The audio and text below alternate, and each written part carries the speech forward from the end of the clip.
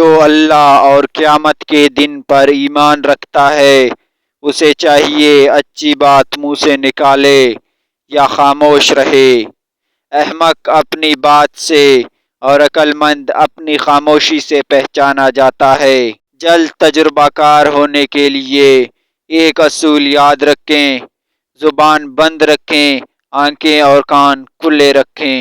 بولنے کا حق چھینا جا سکتا ہے مگر خاموش رہنے کا نہیں۔ خاموشی بھی ایک عظیم نعمت ہے، خاص کر اس وقت جب اختلافات زیادہ ہوں، آوازیں بلند ہوں، علم کی کمی ہو اور دلیل کی کوئی اوقات نہ ہو۔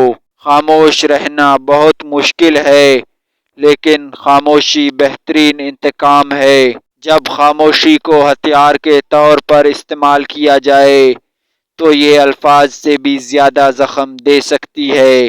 خاموش رہو، صرف خدا ہی تمہارے دل کا بوجھ ہلکا کر سکتا ہے۔